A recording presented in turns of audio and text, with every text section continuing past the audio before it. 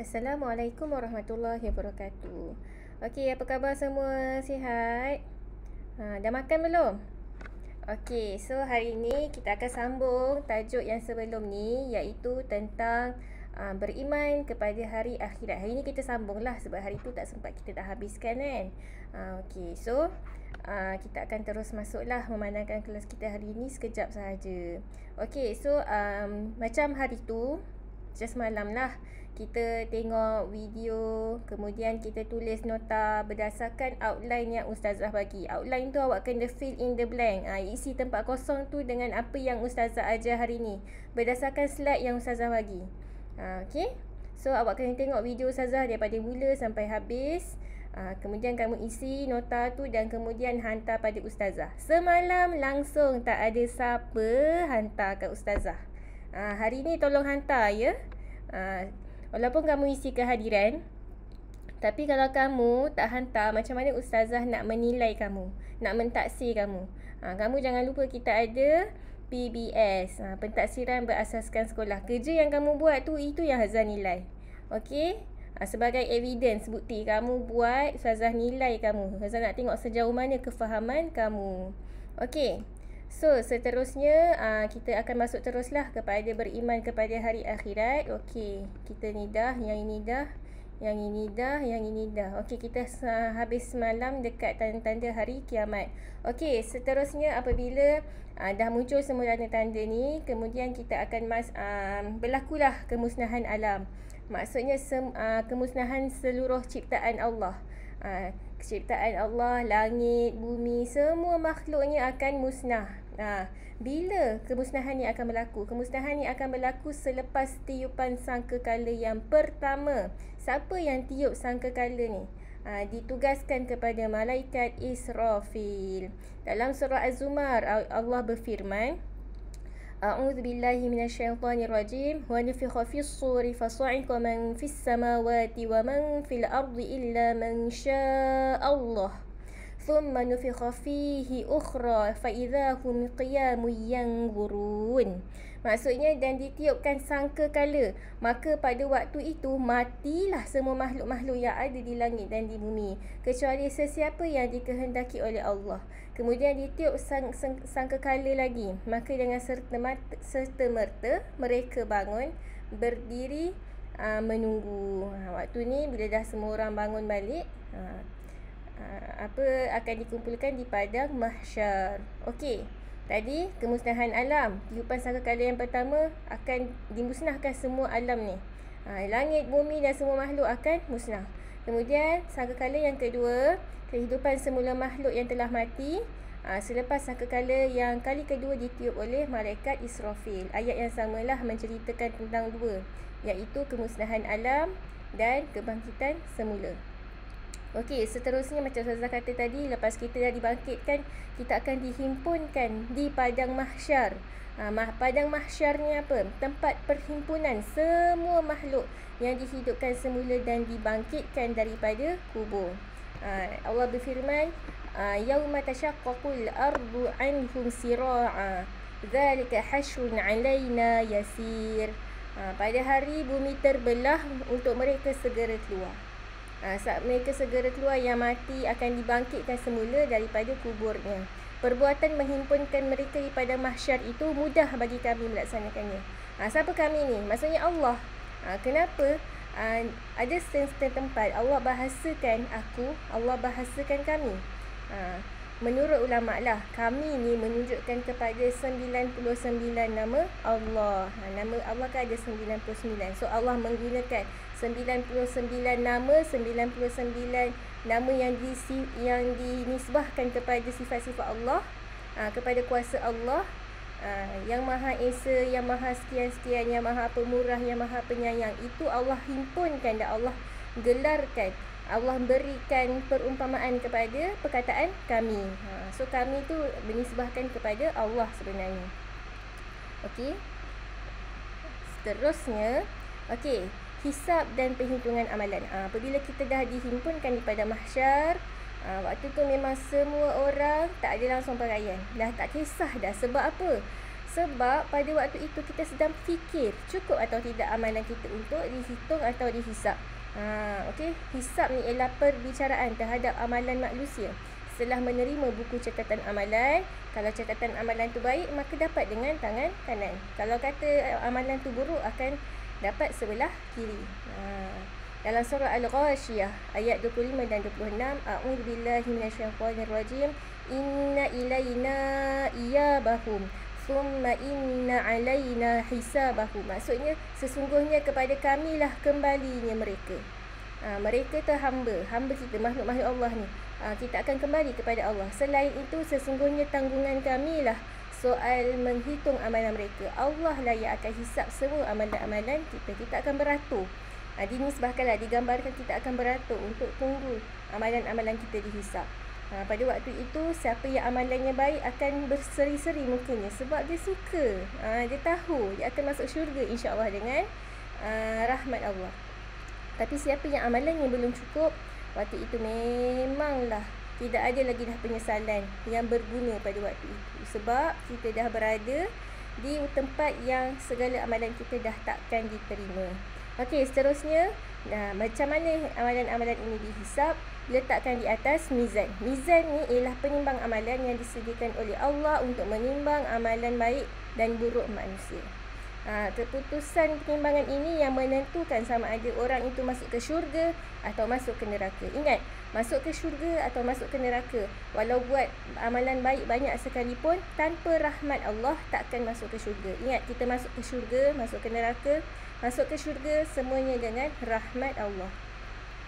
Okey, dalam surah Al-Qari'ah ayat 6 hingga 9. Fa amma man thaqulat mawazinuhu fahuwa fi 'ishatir radiyah wa amma man khaffat mawazinuhu fa ummuhu hawiyah. Adapun orang yang berat timbangan amalan baiknya, maka dia berada dalam kehidupan yang senang lenang, iaitu di syurga. Sebaliknya orang yang ringan timbangan amalan baiknya, maka tempat kembalinya ialah neraka hawiyah. Neraka hawiyah ni ialah nama neraka. Okey, seterusnya titian sirat. Selepas kita dah ditimbang di mizan, kita akan melalui titian sirat. Titian ni kita digambarkan sebagai titian lah pada mata kita. Di dunia ini, inilah titian. Tapi kita tak boleh menggambarkan sebenar-benar macam mana sirat tu, kita tak boleh nak gambarkan. Wallahu alam. Ini ialah perkara-perkara ghaib. Okey, titian sirat tu apa? Ialah titian yang merentang di atas neraka antara mahsyar menuju ke syurga. Ibaratnya ini mahsyar, okey. Ini mahsyar, ini syurga. Di tengah-tengah ni ada jambatan. Di tengah-tengah. Ibaratnya macam Menara Kuala Lumpur tu lah kan. Menara Kuala Lumpur, Menara KLCC. Satu sebelah kiri, satu sebelah kanan. So ada jambatan. Nak kata sebelah kiri ni mahsyar, sebelah kanan ni syurga. Yang jambatan tengah-tengah tu ialah sirat. Bawahnya ialah neraka. Itulah gambarannya. Dalam satu hadis riwayat Bukhari, wa yudribus siratu baina dhahrai jahannam fa akunu ana wa ummati awwala man yujizuha. Ini apa hadis Nabi? Nabi berkata, dan direntangkan sirat di antara dua belah tebing neraka jahanam. Dua belah tebing. Okey, antara dua belah tebing tu, maka aku orang pertama bersama dengan umatku menyeberanginya. Allah izinkan kepada Nabi Muhammad dan umat Nabi Muhammad. Siapa umat Nabi Muhammad? Kitalah semua umat Nabi Muhammad yang akan pertama sekali melalui mendahului semua umat-umat Nabi terdahulu. Betapa Allah kasihnya kepada Nabi Muhammad SAW, sehingga kan di akhirat esok umat Nabi Muhammad lah yang mendapat syafaat. Umat Nabi Muhammad lah yang lalu titian sirat dahulu. Betapa Allah kasihnya kepada Rasulullah SAW. Nak mendapat syafaat, banyak-banyakkan berselawat kepada Nabi Muhammad SAW. Semoga Nabi Muhammad SAW mengenali kita dengan banyaknya kita berselawat ke atas Nabi. Okey, seterusnya ialah syurga. Syurga tu apa? Syurga ialah tempat yang penuh dengan nikmat yang disediakan untuk golongan orang-orang yang beriman dan beramal soleh. Gambaran syurga itu, walladzina amanu wa 'amilus solihati ulaika ashabul jannah hum fiha khalidun. Dan orang-orang yang beriman serta beramal soleh, merekalah ahli syurga, mereka kekal di dalamnya. Syurga ialah destinasi terakhir kita. Okey, kita akan kekal. Dunia ni tak kekal. Kita nampaklah macam mana nikmat dunia ni. Orang, kita bayangkan orang kaya dapat rumah besar, ada kenderaan yang mewah, ada makanan yang enak. Itu di dunia. Nikmat yang kita nampak di dunia. Nikmat yang ada di syurga. Tak ada siapa yang pernah tahu dan tak ada siapa yang boleh menggambarkan. Akal kita tak akan pernah sampai dengan gambaran-gambaran syurga yang sebenarnya. Jadinya nak kata syurga tu macam mana, memang tak boleh nak dibayar, nak dikatakan dengan lidah kita. Cuma kita boleh menggambarkan dengan gambaran-gambaran yang Allah bagi dalam Al-Quran. Okey. Seterusnya ialah neraka. Neraka tu ialah tempat yang dipenuhi dengan azab, disediakan untuk golongan kafir dan orang-orang yang melanggar perintah Allah. Mereka kekal dalamnya. Walladzina kafaru wa kadzabu biayatina ulaika ashabun nar hum fiha khalidun. Dan orang-orang kafir dan orang-orang yang mendustakan ayat-ayat Allah, ayat-ayat keterangan kami, maka mereka itu ialah ahli neraka, mereka kekal di dalamnya. Siapa yang kekal? Ialah orang kafir dan orang yang mendustakan ayat-ayat Allah. Tapi kalau orang yang beriman, jika mereka ada dosa, dosa besar, dosa kecil, mereka akan dimasukkan ke neraka. Sehinggalah dosa mereka habis, dibalaslah oleh Allah, dan kemudian barulah mereka mendapat dapatlah peluang untuk masuk ke syurga dengan rahmat Allah. Okey, semoga kita tak dijauhilah daripada kita masuk ke neraka ni. Sebab walaupun satu hari di neraka, tapi rasanya ibarat 1000 tahun di dunia. Sangat-sangat lama, sebab dia punya azab dia sangat-sangatlah pedih. Dan semoga kita semua, semoga anak-anak murid ustazah semuanya akan masuk ke syurga. Tapi syurga itu bukannya senang-senang nak masuk. Nak masuknya tu dengan amalan soleh. Buatlah banyak-banyak amalan soleh. Ingat dalam kepala, buat semua banyak-banyak kebaikan. Sebab kita tak tahu mana satu kebaikan yang Allah terima yang menyebabkan kita masuk ke syurga. Buat je banyak amalan soleh. Fikir itu je. Sebab kita fikir, kita tak tahu mana satu amalan yang Allah terima. Okey? Okey, so itulah, sampai situ sahajalah apa-apa yang berkaitan tentang hari akhirat. Okey, so apa kesan kita beriman kepada hari akhirat? Okey, pertama sekali daripada segi akidah. Bila kita beriman kepada hari akhirat, kita akan meninggalkan maksiat kerana yakin segala amalan akan dibentangkan dan dihisap di akhirat kelak. Maksiat ni apa? Ramai orang Melayu fikir maksiat ni hanya berfokus kepada perbuatan zina. Tak, sebenarnya maksiat ini maksudnya ialah maksiat kita kepada Allah, ialah kita maksiat secara sebenar-benarnya ialah melakukan perkara yang dilarang oleh Allah. Bila kita melakukan perkara yang dilarang oleh Allah, itu dikira maksiat sebenarnya. Okey, itu istilah yang sebenar-benarnya. Okey, contohnya kamu menipu, kamu mencuri, kamu diberikan amanah untuk belajar, tapi kamu khianat amanah yang diberikan, kamu main-main, kamu buang masa. Allah tak suka orang-orang yang membuat perkara-perkara yang dilarang ini. Ingat tu. Okey. So kalau kita nak kita mudah di akhirat esok, dimudahkan hisap kita, banyak-banyakkan buat kebaikan. Lupakan untuk buat maksiat tu, lupakan. Ingatlah kepala tu banyak-banyak buat kebaikan.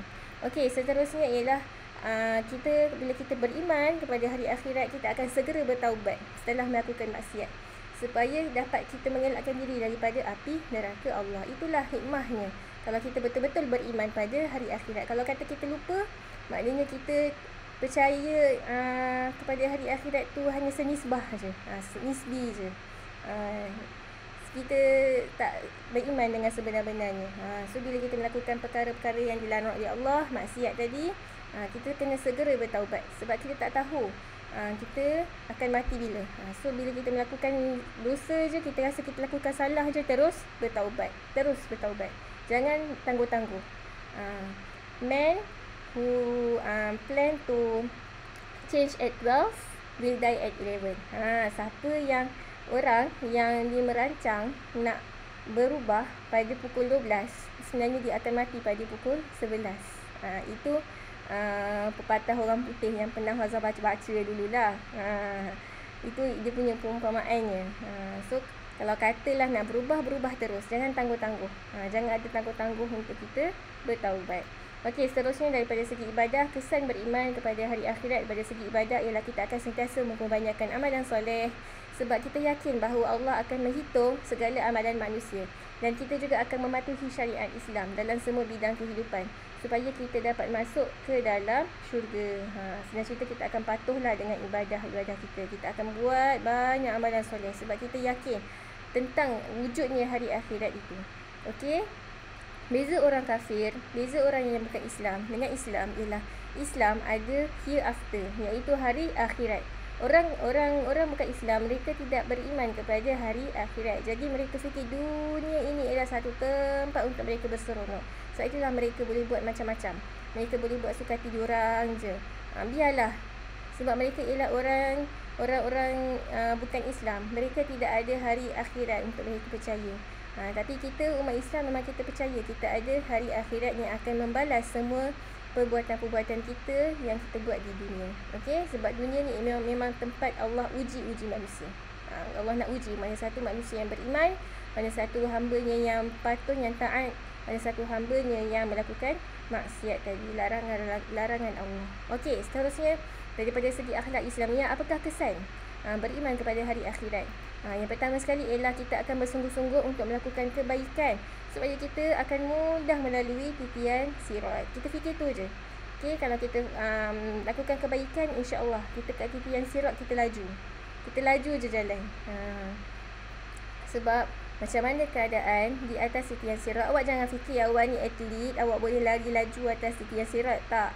Titian sirat tu awak akan berjalan menggunakan amalan awak. Amalan awak banyak yang baik, insya-Allah mudah. Selaju peti, insya-Allah. Tapi kalau kata kamu suka tangguh itu, tangguh solat, tangguh buat kerja, mak suruh buat kerja tangguh, ustazah suruh buat kerja tangguh, asyik tangguh saja, maka bertangguh-tangguhlah awak berjalan di atas titian sirat. Betul? So sebab itulah pentingnya beriman kepada hari akhirat. Kalau kamu percayalah hari akhirat tu wujud, betul-betul wujudnya titian sirat, awak akan takut untuk melambat-lambatkan membuat kebaikan. So kalau kamu tahu, kamu akan bersegera buat kebaikan. Okey, seterusnya bersifat amanah ke dalam sesuatu pekerjaan kerana yakin semua itu akan ditimbang oleh Allah Subhanahu Wa Taala. Seterusnya kita akan sanggup berkorban masa, harta, jiwa kita.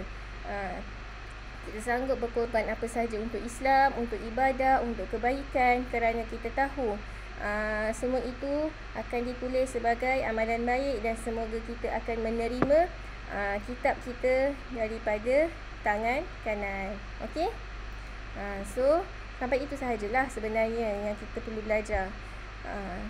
So, Ustazah bagi masa baki 10 minit lagi kelas kita. Awak lengkapkan nota. Ingat, ini amanah untuk awak. Awak kena buat nota dan hantar pada Ustazah. Okey? Kalau kamu beriman pada hari akhirat, kamu hantar. Sebab, ini amanah. Kalau kamu tak buat, macam itulah. Kalau kamu tak buat amanah kamu, Ustazah suruh kamu belajar, kamu tak belajar, itu amanah untuk kamu. Kamu baru sahaja belajar tentang hari akhirat, beriman kepada hari akhirat. Kalau kamu betul-betul beriman, kamu buat. Rasa tercabar tak? Ini cabaran untuk kamu. Kamu sebagai pelajar memang kena belajar. Usia nak belajar ni, mungkinlah kamu rasa alah berat ni, Ustazah nak belajar malas, main game. Kamu ingat main game tu menjadi amalan baik kamu ke akhirat esok.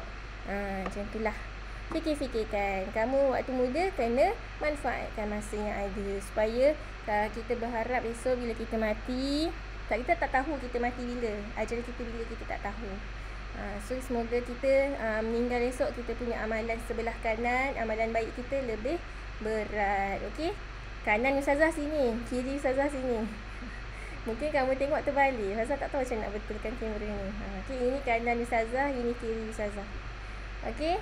So, kalau kamu dah siap, terus hantar pada Ustazah. Jangan tangguh-tangguh. Ingat tadi Ustazah kata, jangan tangguh-tangguh. Sebab kita tak nak dekat akhirat esok kita akan ditangguh-tangguhkan kita punya urusan.